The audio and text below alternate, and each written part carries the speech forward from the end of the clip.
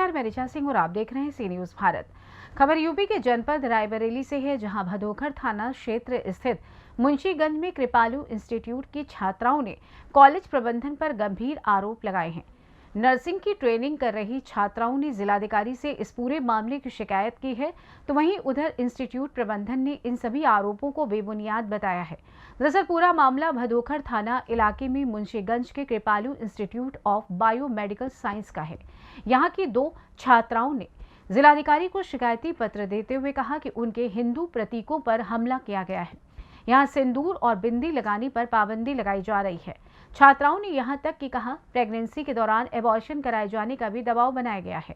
छात्रा ने कहा कि एबॉर्शन ना कराए जाने की स्थिति में उनका पंजीकरण निरस्त कर दिया गया और फीस भी वापस नहीं की जा रही है।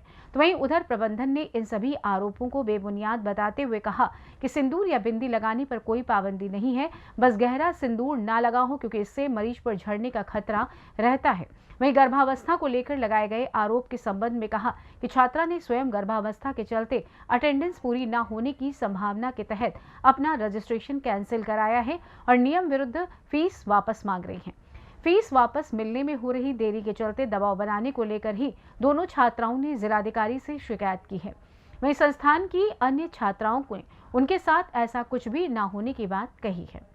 क्या नाम है? अनामिका साहू।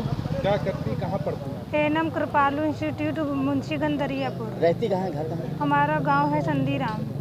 क्या हुआ? क्या सर, हमारी मतलब एडमिशन के बाद हमारी प्रेगनेंसी आ गई, तो उसके बाद हमने सर से बात किया तो वो बोले कि हम आपको कोऑपरेट करेंगे, छुट्टी देंगे। और बाद में 1 महीने क्लास भी ज्वाइन की। उसके बाद वो बोल रहे हैं कि अब तुम कोऑपरेट नहीं करेंगे, अपना एडमिशन निरस्त करवा लो, आपकी फ़ीस वापस कर दी जाएगी। जब हम एप्लीकेशन भी लिखवा लिए, एप्लीकेशन सबमिट कर दिए, तो अब बोल रहे हैं कि फ़ीस नहीं वापस होगी, जो करना है कर लो जाके।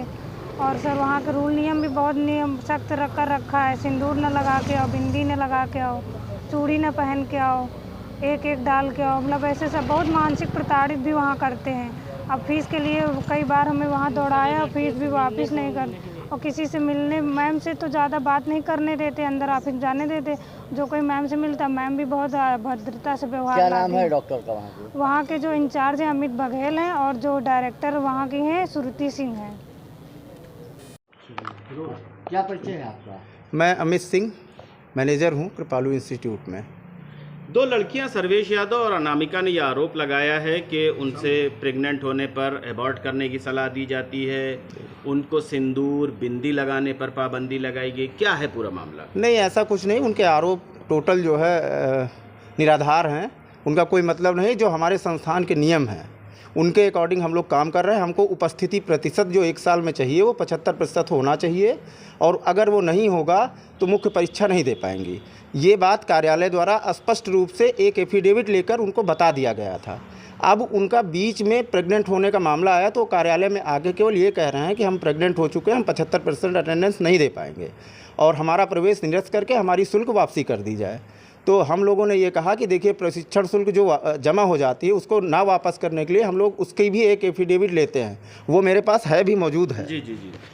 ठीक है, तो वही सब बताया गया। बाकी उनके आरोप जो हैं वो टोटल निराधार है। प्रेग्नेंट कौन हुई थी? प्रेग्नेंट ये अनामिका साहू कोई है। सर्वेश यादव का क्या? सर्वेश यादव का ये था कि उनको संस्थान के नियम कानून नहीं समझ में आ रहे थे। उनका कहना ये था कि हमको घर में कोई कुछ नहीं कहता, हमारे भाई और माँ बाप नहीं कहते हैं, तो आप लोग अगर ये करेंगे तो हम नहीं पढ़ पाएंगे। किस चीज़ से रोका जा रहा था? जैसे उनको ड्रेस के लिए बोला गया कि आपका ड्रेस प्रॉपर नहीं है, इसकी कॉलर सही नहीं है, तो उनका कहना ये था और कि मतलब इतना सख्ती हमको की जाएगी, हमको पता होता तो हम प्रवेश न लेते, और अगर प्रवेश लिए भी हैं तो हमारा प्रवेश निरस्त कर दिया जाए, हम नहीं पढ़ पाएंगे इतने शासन में।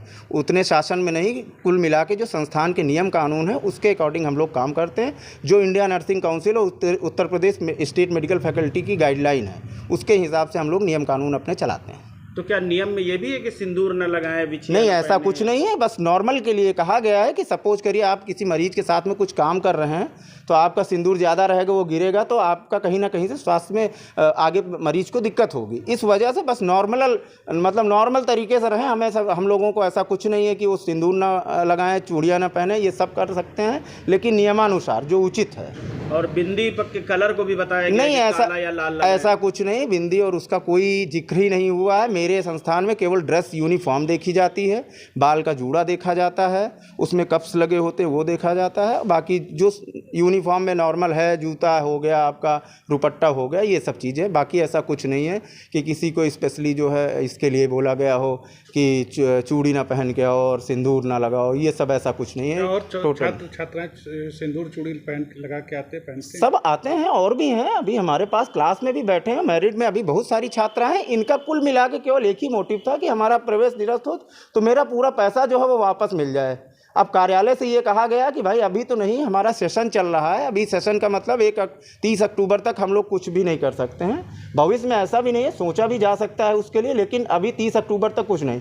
इन्होंने इसीलिए पेशबंदी के लिए डीएम से शिकायत बस इसी के लिए इन्होंने पूर्व में हमारे पास कई नेताओं के भी फ़ोन कराए हैं। कुछ नेता लोग कार्यालय तक आए भी हैं, डायरेक्टर मैडम से मिले भी हैं। उन्होंने आश्वस्त भी किया था मैडम ने कि ठीक है मैं अक्टूबर तक देखती हूँ, बाकी ऐसा कुछ नहीं है। क्या नाम है आपका? सर्वेश यादव, कहाँ पढ़ती हैं आप? कृपालू इंस्टीट्यूट, क्या कर रही हैं? एना फर्स्ट ईयर, कहाँ की रहने वाली? कलमऊ। क्या है मामला, क्या किस तरीके से आपको एक्सीडेंट किया गया? वहाँ एक दिन पढ़ने गए थे तो ऑफिस में बुलाए नीचे, हमको मैम गाली वाली दी है बहुत, कहें कि जो हम कहेंगे वो करना पड़ेगा। हमको आधा घंटा वहाँ खड़े किए थे और वो कह रहे थे कि सलवार इनका चेक करो और इनको देखो ये दुपट्टे से ढकी, दुपट्टा हटा दो तो ये इनका कुछ रह नहीं जाएगा। और बहुत गाली वाली दी हैं। फिर उसके बाद कहीं जाओ, क्लास चले गए, हम पढ़े और फिर दूसरे दिन पढ़ने गए तो हमको क्लास से बाहर कर दिए। नीचे आए ऑफिस में तो मैम उनको फ़ोन कर दी थी अमित को, तो हमको नीचे घेर लिए। ऑफिस में कह रहे थे कि ना घर जाने देंगे ना पढ़ने देंगे, हमारे पास बैठो आज तुम सारा दिन। तो हम कहें कि हमारे घर वालों को फ़ोन करो, हम यहाँ नहीं बैठेंगे।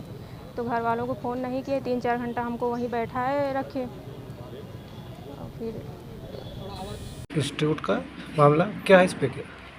देखिए, कृपालू इंस्टीट्यूट के संबंध में कुछ एएनएम की कोर्स के छात्राओं के द्वारा जन सुनवाई के दौरान एक शिकायत मेरे समक्ष रखी गई है, जिसमें कि उनके द्वारा मैनेजमेंट पर कुछ गंभीर आरोप लगाए गए हैं। इस मौके का निरीक्षण करवाने के लिए और पूरे प्रकरण की जांच कराने के लिए डिप्टी कलेक्टर स्तर के अधिकारी को नामित किया जा रहा है। जांच के क्रम में जो भी आवश्यक कार्रवाई होगी की जाएगी। रायबरेली से सी न्यूज़ संवाददाता मृदुलेश त्रिपाठी की रिपोर्ट। फिलहाल इस खास खबर में बस इतना ही। देश दुनिया की तमाम खबरों की जानकारी के लिए देखते रहें सी न्यूज़ भारत। हर खबर आपके साथ, आपके हाथ।